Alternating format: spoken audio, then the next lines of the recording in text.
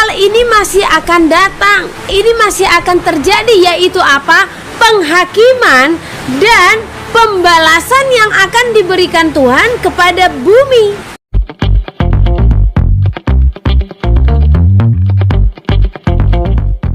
Matius 6 ayat 33. Tetapi carilah dahulu kerajaan Allah dan kebenarannya, maka semuanya itu akan ditambahkan kepadamu. Amsal 20 ayat 5. Rancangan di dalam hati manusia itu seperti air yang dalam, tetapi orang yang pandai tahu menimbanya. Amsal 19 ayat 21. Banyaklah rancangan di hati manusia, tetapi keputusan Tuhanlah yang terlaksana. Banyak orang bertanya-tanya, apa iya Tuhan masih menyatakan penghukuman atau penghakiman atau murka atas dunia ini? Nah, ini pertanyaan yang sering kali dilontarkan oleh saudara-saudara kita, ya. Jadi sebenarnya ini masih ada. Karena banyak juga yang mengatakan, bukankah dia telah datang sebagai anak manusia? Jadi tidak ada lagi penghukuman, tidak ada lagi penghakiman. Jangan salah. Kedatangannya sebagai anak manusia, Elohim memberikan kesempatan bagi kita untuk memperbaharui segala kelakuan kita, ya, untuk memperbaharui segala hidup kita. Kedatangannya ke dalam dunia adalah sebagai tiket untuk masuk ke dalam kerajaan sorga. Kita yang tidak layak. Kenapa kita tidak layak? Karena seluruh umat manusia, semua umat telah berbuat dosa, ya. Semua umat telah berbuat dosa. Nah, mengingat dosa ini, maka tidak ada seorang pun yang layak masuk ke dalam kerajaan sorga, ya. Nah, di sanalah Elohim menyatakan kasih-Nya. Di sanalah Elohim datang ke dalam dunia memberikan kesempatan bagi setiap kita supaya kita beroleh selamat, supaya kita tidak binasa, melainkan beroleh hidup yang kekal di dalam kerajaan sorga. Nah, di sanalah tujuan daripada pengorbanan, tujuan daripada kedatangan Tuhan Yehushua HaMashiach ke dalam dunia, menghapus segala dosa. Namun, apakah di saat penghapusan itu telah dinyatakan, maka tidak ada lagi penghakiman? Ada. Bahkan yang perlu kita takutkan, ya, yang perlu kita jaga adalah penghakiman, terlebih di saat dunia ini sudah selesai. Karena seluruh umat manusia akan dihakimi seturut dengan perbuatannya, ya.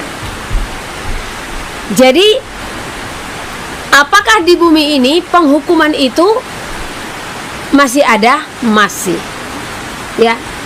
Supaya manusia juga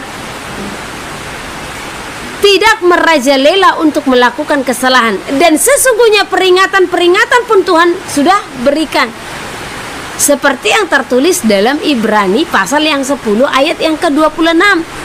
Apa yang dikatakan? Barang siapa dengan sengaja berbuat dosa setelah memperoleh pengetahuan akan kebenaran, maka tidak akan ada lagi korban tebusan akan dosa tersebut. Atau artinya Tuhan tidak akan datang lagi untuk menebus dosa, tetapi yang ada apa? Penghakiman, ya. Bahkan dikatakan kematian. Nah, makanya jangan hidup di dalam pengajaran yang mengatakan kita hidup di dalam kasih karunia, sehingga kita tidak berjuang, kita tidak berusaha untuk hidup kudus, ya. Karena di saat kedatangannya, dengan kedatangannya yang telah memberikan kita kesempatan untuk memperbaharui segala sesuatu, Elohim berfirman supaya kita itu mengerjakan keselamatan. Nah, mengerjakan keselamatan itu ya seperti apa? Nah, mengerjakan keselamatan itu ya kita melakukan apa yang berkenan di hadapan Elohim, ya. Bisa dipahami, ya. Jadi di sini apa yang Elohim gerakan, apa yang Roh Kudus gerakan untuk kita pelajari pada malam hari ini, ya. Penghukuman Tuhan atas segala dosa umat manusia. Beberapa hari lalu saya membaca komen-komen, ya. Nah, baik komen di channel asli saya ataupun di channel-channel lain yang juga mengupload video-video kita ya, karena di channel-channel lain banyak juga ya. Tapi di sini saran saya bagi saudara-saudara terkasih supaya pelajaran yang kita terima itu murni apa penuh ya.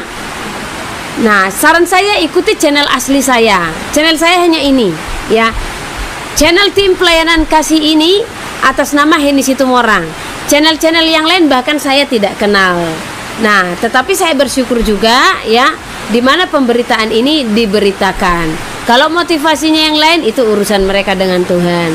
Tetapi bagi saya yang penting pemberitaan ini diberitakan, hanya maunya semua ya, jangan dipotong-potong.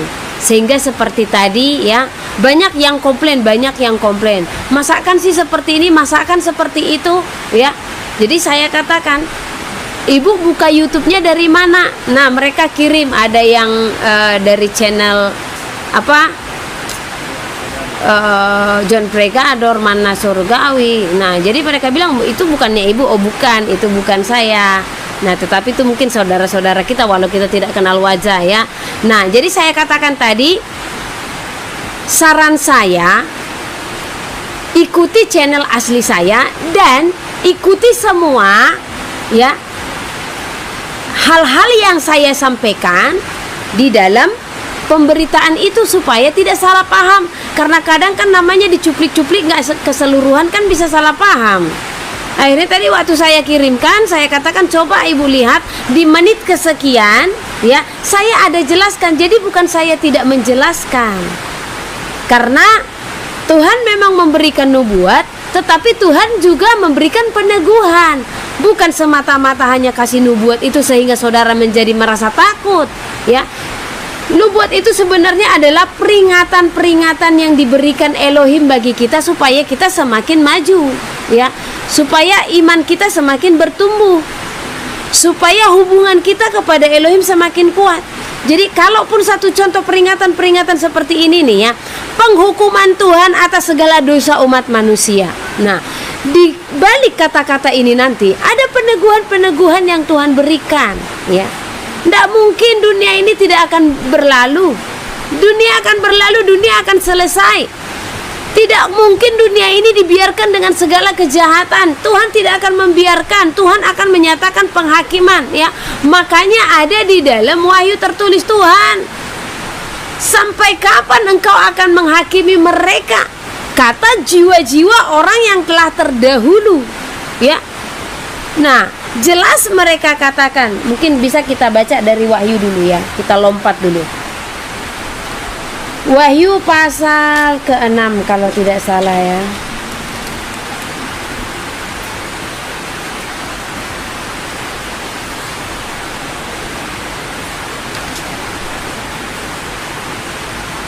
Oke. Wahyu pasal ke-6 ayat yang ke-10.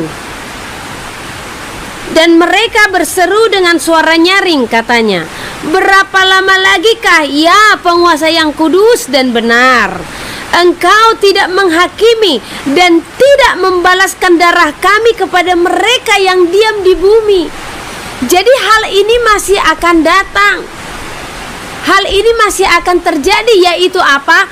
Penghakiman dan pembalasan yang akan diberikan Tuhan kepada bumi, kepada orang yang diam di bumi. Kenapa?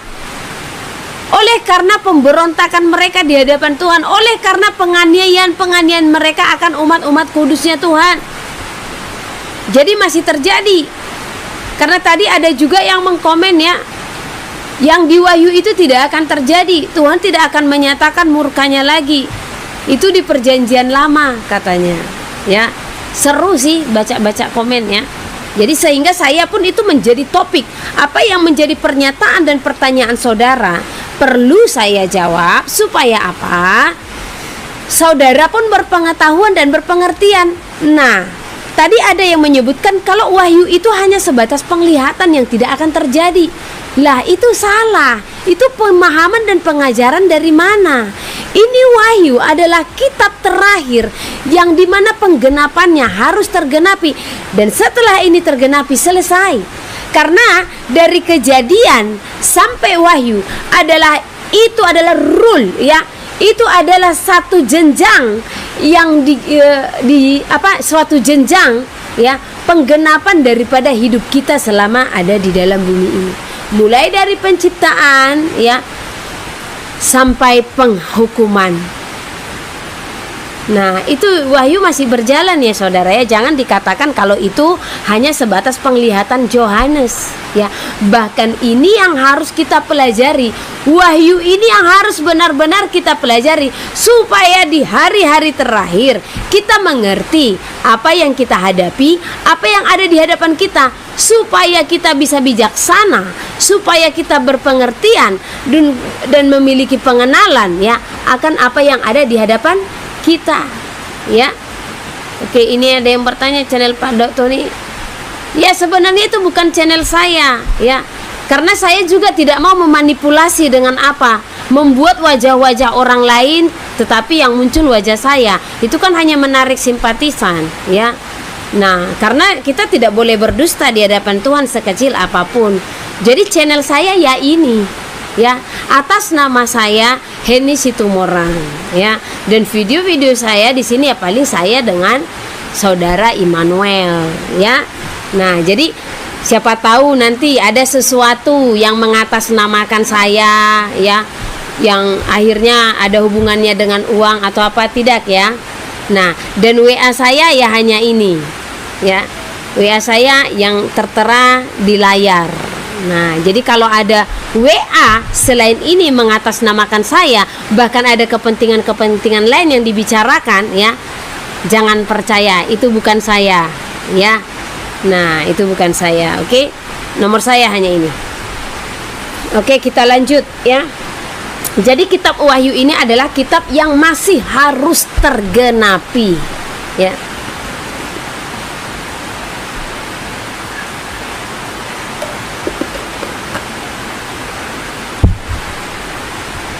Jadi kalau kita pelajari kitab Wahyu, bahkan menjelang hari-hari terakhir, menjelang kedatangan Tuhan, ya, banyak hal yang terjadi, ya. Bahkan banyak kesusahan yang terjadi, ya. Bahkan banyak hal-hal yang harus kita pahami. Nah, jadi masalah penghakiman dan penghukuman itu sudah tertulis. Bahkan cawan murka itu ada. Karena pada akhirnya setelah nantinya, ya, kedatangan Yahushua HaMasyiah, nah, di sana cawan murka itu pun akan dinyatakan, penghukuman dan penghakiman akan dinyatakan, ya. Jadi jangan pernah mengklaim kalau kitab Wahyu itu adalah suatu kitab yang tidak akan terjadi. Jangan pernah mengklaim kalau Wahyu itu hanya sebatas penglihatan. Karena Elohim datang, Elohim berfirman melalui apa? Mimpi dan penglihatan juga. Nah, mari saudara terkasih, saya mau mengundang saudara untuk membaca dari Yehezkiel, ya, pasal yang ke-14. Oke. Ya, benar, ini ada komen, ya. Biarlah itu jadi berkat, benar sekali. Karena saya ambil nilai positifnya, ya. Jadi bebas siapapun ngambil video ini. Karena apa? Supaya pemberitaan tentang nama Tuhan itu semakin dinyatakan. Jadi kita tidak usah komplain, ya, tidak apa-apa. Hanya tadi seperti yang saya katakan, kalau itu sudah ada hubungannya dengan uang mengatasnamakan saya, itu bukan channel saya, itu bukan bukan saya. Apalagi dari nomor WA atau siapa tahu dibuat FB saya hanya satu. Jadi kalau ada FB yang lain, karena ini pernah kejadian, ada satu halaman yang membuat nama saya dan foto saya, dan mereka membuat grup WA dan menggalang dana. Saya tidak pernah menggalang dana, ya. Nah, jadi ada penggalangan dana di sana. Nah, di saat saya buat YouTube, ada nomor WA saya di WA. Nah, jadi saya ditanya, loh, bukannya ibu WA-nya yang satu lagi apa tidak aktif? Saya tidak punya WA yang satu. Memang saya punya nomor pribadi, ya. Tetapi itu tidak ada grup-grup di dalamnya. Saya bilang enggak ada. Tapi kemarin kita ada penggalangan dana, Bu. Nah, saya bilang, mohon maaf, itu bukan saya. Apalagi ibu ini dari Amerika loh, ya. Itu bukan saya. Nah, jadi itu saja yang mau saya sampaikan, ya. Kalau ada penggalangan dana mengatasnamakan saya, itu bukan saya. Nah, jadi nomor saya hanya ini saja, 4135 buntutnya. Oke, kita baca dari Yehezkiel pasal yang ke 14 ayat yang ke-12 sampai 23. Panjang sekali ini ayat. Ya, sabar ya saudara ya. Hukuman tidak tertegahkan lagi.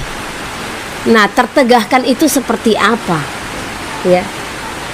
Itu nggak bisa ditiadakan lagi gitu. Ya. Jadi hukuman ini memang harus dinyatakan. Nah, jadi kadang orang berpikir, itu kan Bu perjanjian lama. Tetapi saya sampaikan kepada saudara, sejarah itu tetap berulang. Karena hidup manusia bukan semakin baik, bahkan kehidupan manusia semakin merosot. Nah, firman Tuhan berkata, Tuhan tidak pernah sekali-sekali membiarkan orang berdosa. Ya. Oke.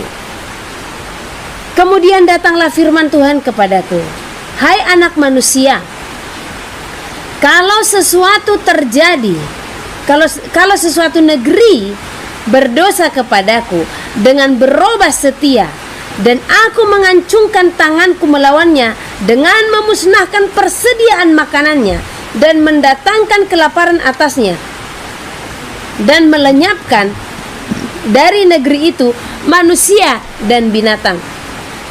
Biarpun di tengah-tengahnya berada ketiga orang ini, yaitu Nuh, Daniel, dan Ayub, mereka akan menyelamatkan hanya nyawanya sendiri karena kebenaran mereka. Demikianlah firman Tuhan Elohim. Atau, jikalau aku membuat binasa binatang buas berkeliaran di negeri itu, yang memunahkan penduduknya, sehingga negeri itu menjadi sunyi sepi, dan tidak seorang pun berani melintasinya karena binatang buas itu.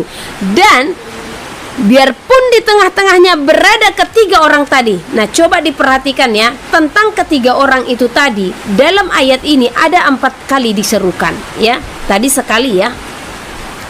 Dan biarpun di tengah-tengahnya berada ketiga orang tadi, demi aku yang hidup, demikianlah firman Tuhan Elohim, mereka tidak akan menyelamatkan baik anak-anak lelaki maupun anak-anak perempuan.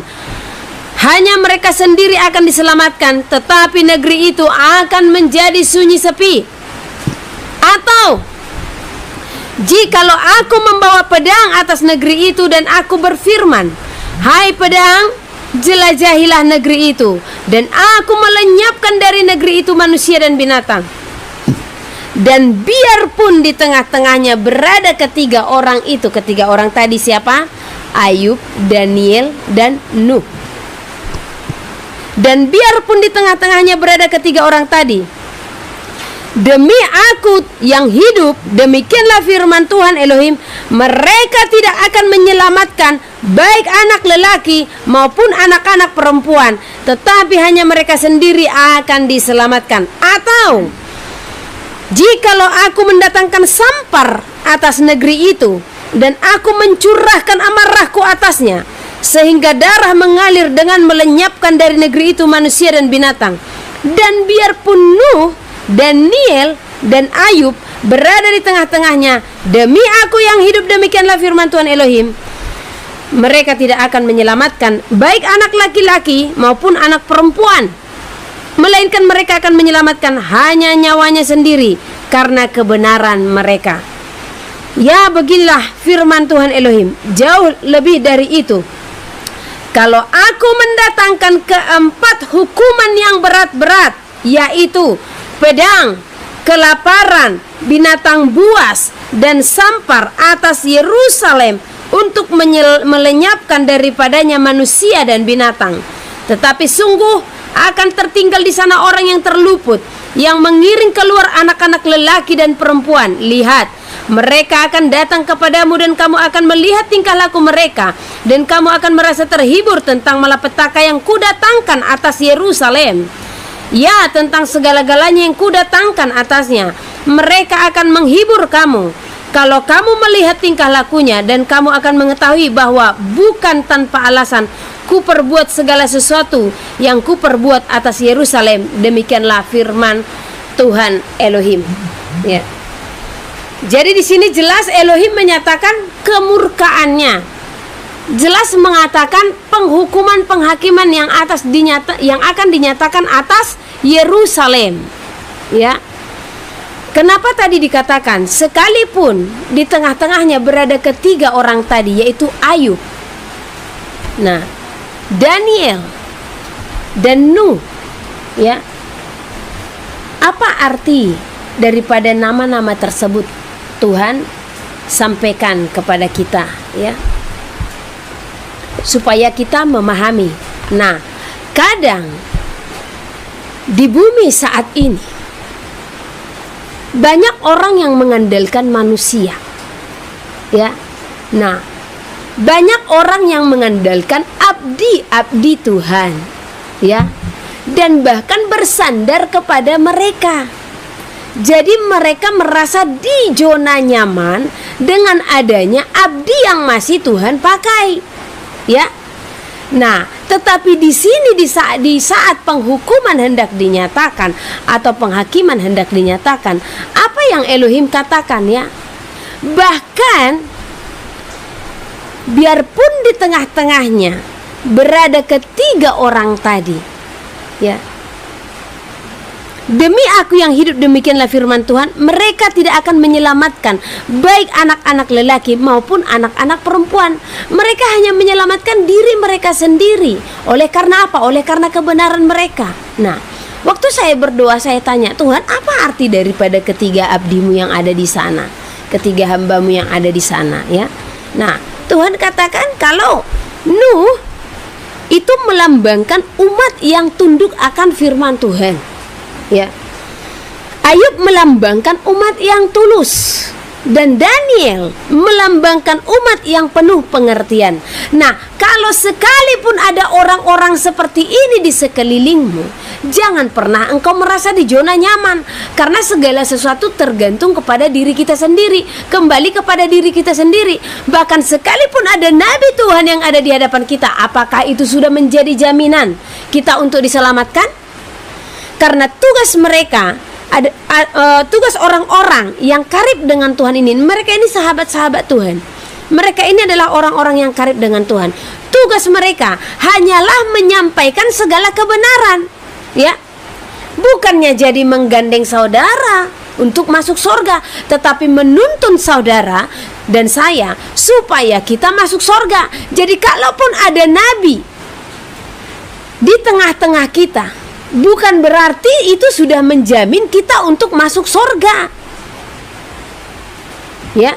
Karena seorang nabi tersebut, ya, seorang abdi tersebut, dia hanya menyelamatkan dirinya sendiri dengan apa perbuatan benar yang dia lakukan. Jadi supaya kita selamat, saudara selamat, saya selamat, apa yang kita dengarkan dari para nabi itu dan pengajaran-pengajaran dari abdi Elohim, mari kita lakukan, ya. Bukan berarti kalau satu contoh, ya, si Ayub dekat dengan sahabatnya. Nah, bukan berarti karena kedekatan mereka sahabatnya ini jadi masuk surga. Kalau memang masih ada karakter dalam diri sahabatnya ini, walaupun karib, ya, dengan Ayub, kalau memang masih ada karakter di dalam diri seseorang tadi yang kurang berkenan, ya tetap. Jadi si Nuh tadi hanya menyelamatkan dirinya dengan kebenaran yang ada padanya. Jadi dia tidak bisa menyelamatkan anak cucu daripada orang-orang lain, anak-anak laki-laki, anak-anak perempuan di negeri itu, tidak bisa, ya. Jadi di sini pun saya sampaikan, ya. Tadi kami sharing-sharing di sini, saya katakan, sekalipun kalian melihat saya di sini, ya, saya benar-benar hidup di dalam Tuhan. Apakah dengan kalian bersahabat dengan saya sudah menjamin, ya? Kalau sekiranya lah dulu saya Tuhan nyatakan masuk surga, ya, apakah itu sudah menjamin kalau saudara masuk surga, tidak. Jadi di sini mengajarkan jangan mengandalkan manusia. Jangan karena kekaripanmu dengan gembalamu saudara berpikir kalau saudara sudah akan diselamatkan, bukan. Penyelamatan itu Tuhan berikan dengan nilai yang ada pada dirimu yang akan Tuhan lihat nantinya, ya, yang akan ditimbang nanti dalam neracanya. Jadi semua akan Tuhan lihat. Kalau memang di saat ditimbang ditemukan ada kekurangan, ya, maka kita tidak akan layak masuk ke dalam kerajaan surga. Jadi tadi saya katakan, ya. Jadi jangan di saat saya intim kepada Tuhan kalian merasa sudah di zona nyaman. Tidak. Tergantung kepada diri masing-masing, ya. Kembali kepada hubungan kita masing-masing kepada Elohim. Luar biasa Tuhan mengatakan, bahkan sekiranya Elohim menyatakan pedang, bahkan walaupun, ya, walaupun ada Nuh di sana, ada Ayub, ada Daniel, ya, bukan berarti mereka bisa menyelamatkan baik anak-anak lelaki maupun anak-anak perempuan. Hanya mereka sendiri yang akan diselamatkan, ya. Karena apa? Karena kebenaran yang ada pada diri mereka. Karena pribadi-pribadi seperti Nuh, pribadi-pribadi seperti Ayub, pribadi-pribadi seperti Daniel akan tetap dilahirkan bahkan sampai di zaman ini. Akan tetap ada, ya. Keturunan-keturunan daripada bangsa Israel, anak-anak Israel akan melahirkan orang-orang yang seperti ini, yang akan tetap dipakai, yang akan tetap karib kepada Elohim, ya. Nah, tinggal saudara menyikapi di saat ketemu dengan orang yang seperti ini, percaya atau tidak, itu saja. Karena banyak orang yang tidak percaya, ya. Banyak orang terlalu gampang untuk menghakimi. Banyak orang yang terlalu gampang untuk menilai tanpa dia mengenal, tanpa dia melihat, tanpa dia memahami, ya. Makanya kita diajarkan janganlah menghakimi, ya. Jadi jangan terlalu gampang untuk mengata-ngatai sesama, sementara kita pun tidak tahu apa yang kita bicarakan. Jangan sampai kita menghujat apa yang kita tidak ketahui, ya. Nah, saya akan lompat di ayat yang ke-21. Ya, beginilah firman Tuhan Elohim. Ini tulisan Yehezkiel ini sebenarnya sesuatu yang masih akan terjadi.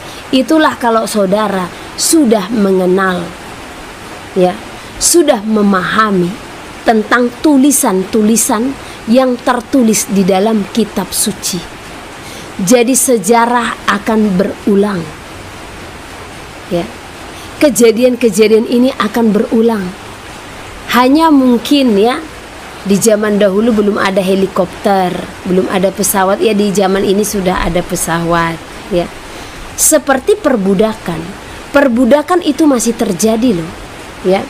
Hanya saya tidak bisa menjabarkan secara detail, ya. Yang sesungguhnya perbudakan itu masih berjalan di zaman ini, hanya disebut sebagai perbudakan modern, ya. Pola pikir kita itu benar-benar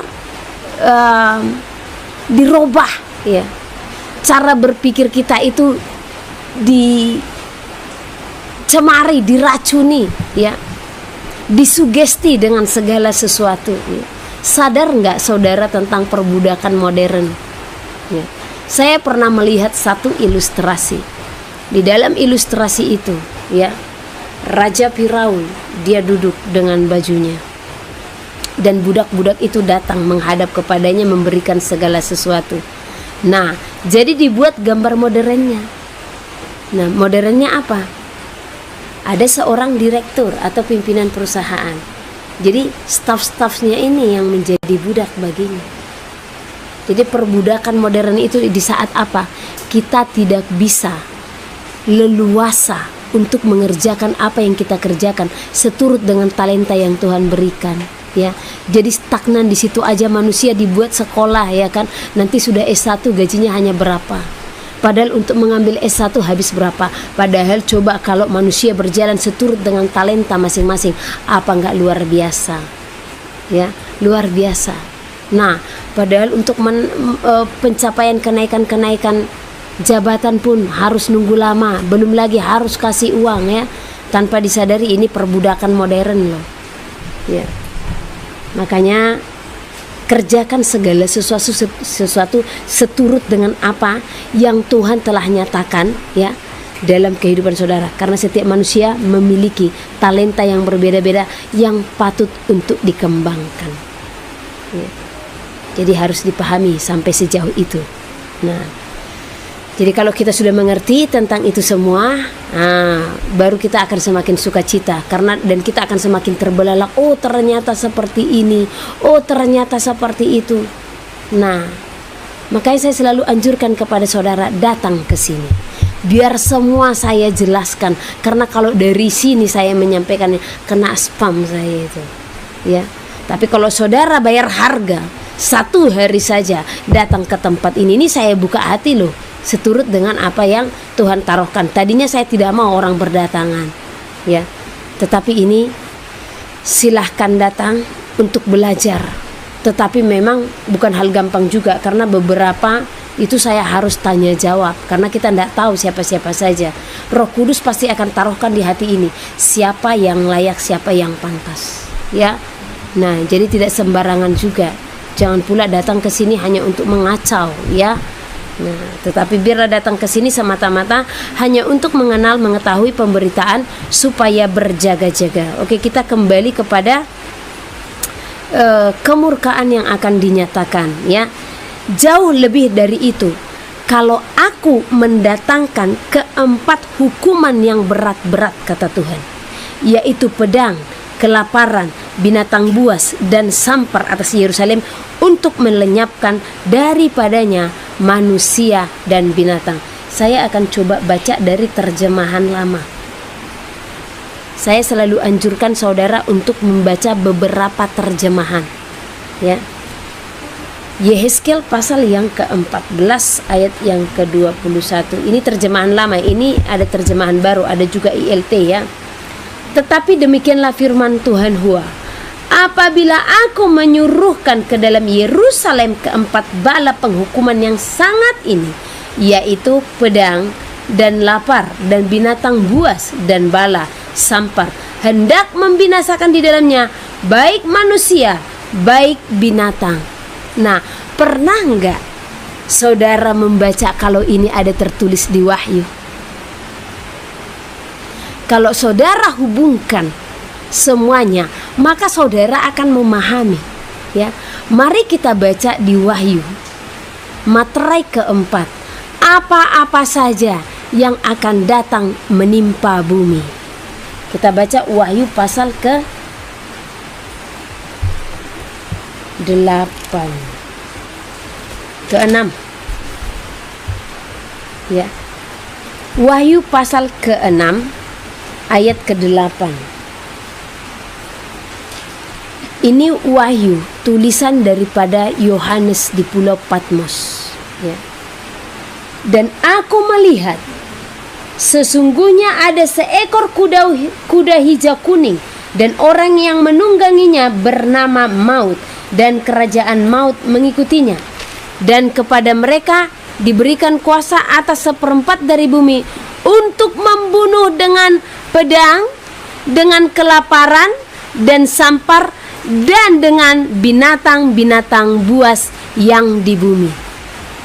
Jadi apa yang tertulis di Yehezkiel itu ditegaskan lagi di Wahyu. Nah, apakah ini sudah terjadi atau masih yang akan datang ya? Jadi sesungguhnya di zaman perjanjian lama hal-hal ini sudah banyak terjadi. Nah, namun setelah di perjanjian baru dan di hari yang akan datang, hal ini pun bisa berulang terjadi. Karena apa? Kenapa kemurkaan ini kembali dinyatakan ya? Kalau saudara berprinsip tidak akan ada lagi kemurkaan Tuhan ya. Kenapa wahyu itu tertulis begitu nyata, begitu jelas tentang apa-apa saja yang dialami oleh bumi ini? Bukan bumi semakin baik loh di kitab wahyu, tetapi yang ada apa? Kemurkaan Tuhan semakin besar. Pedang berbicara apa? Bencana-bencana yang akan memenuhi bumi.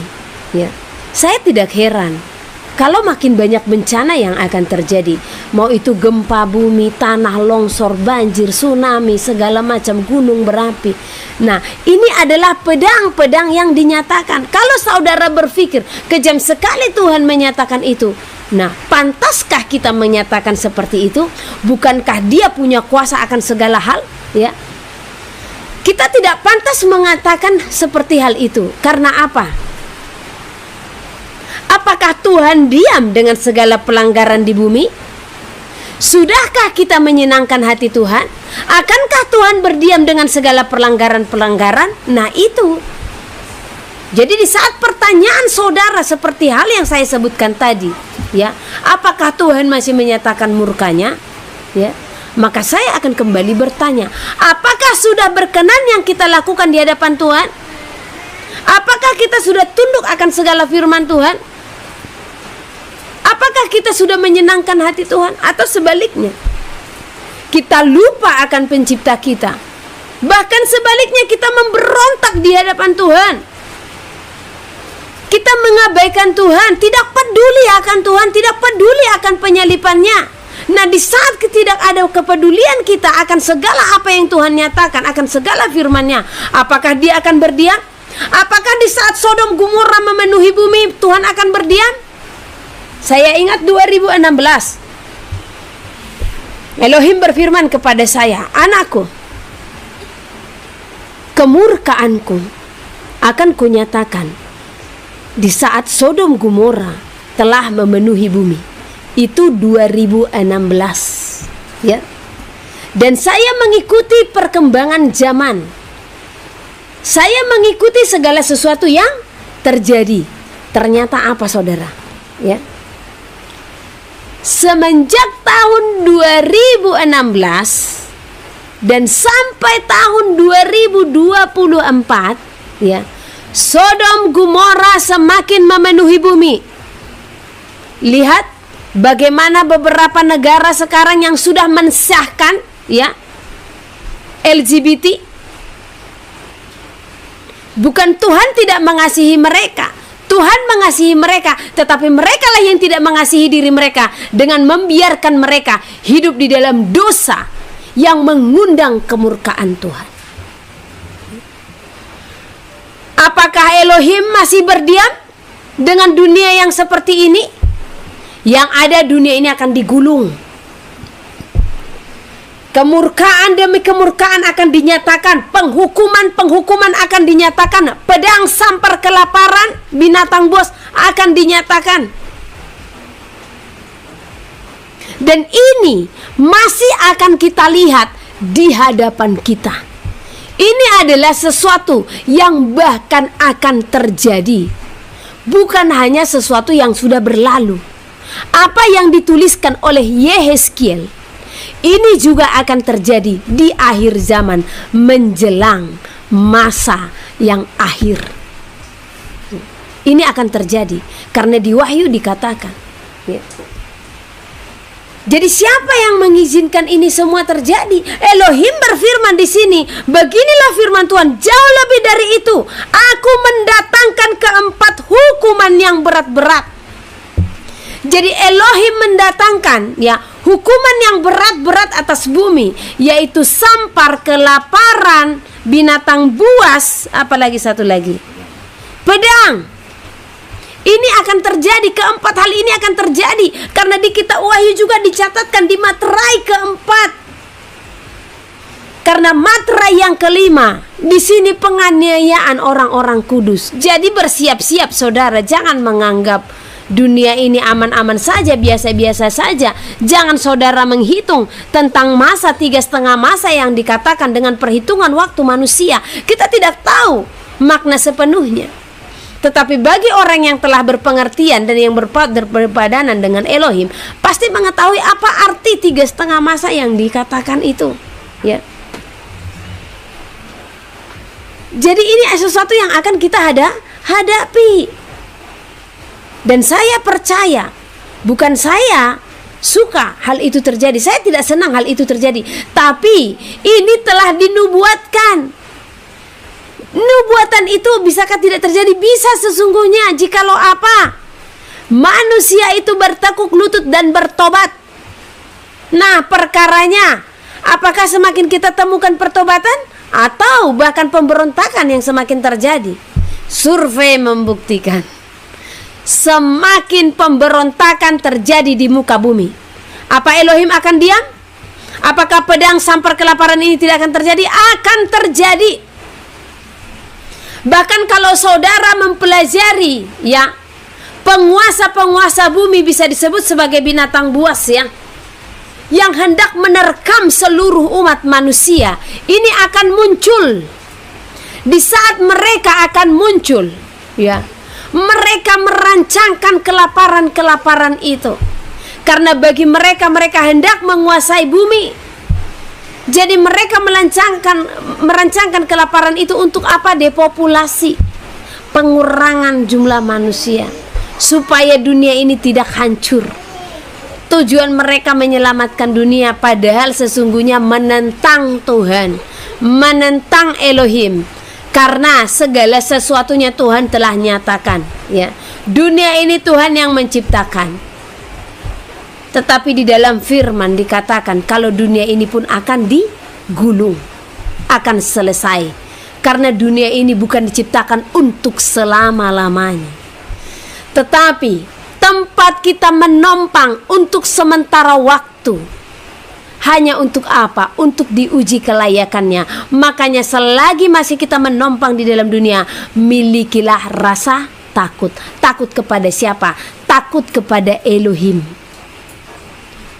Karena di saat kita takut kepada Elohim, maka kita takut untuk melakukan segala kesalahan, ya.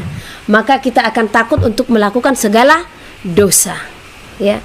Jadi kenal Elohim, kenal yang Maha Kudus, maka engkau akan mengerti apa yang pantas dilakukan, apa yang tidak pantas dilakukan, ya. Apa yang menyenangkan hati Tuhan.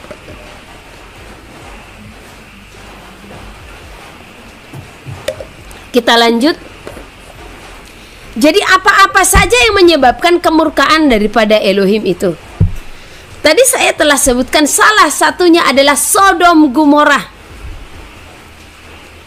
Ini sudah hancur, dunia ini sudah hancur, ya. Sebentar, tadi ada tulisan saya tidak tahu, supaya dicek. Ada tadi muncul. Oke, kita fokus kembali, ya. Dunia ini sebenarnya sudah kacau balau, ya. Sudah jauh lebih buruk akhlaknya daripada nenek moyang kita.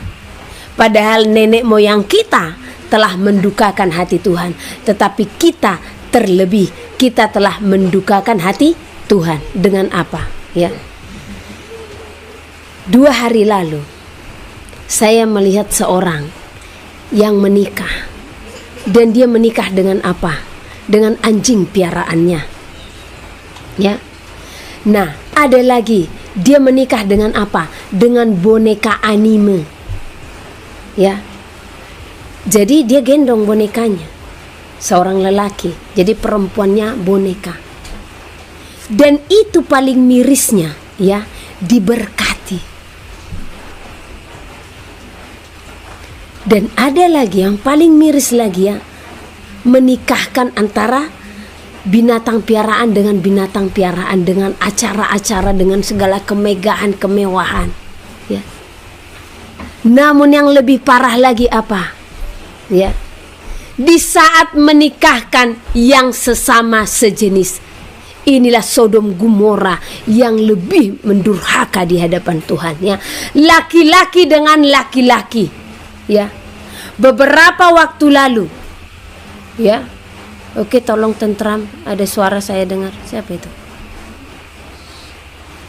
Nah, yang lebih parah lagi, ya.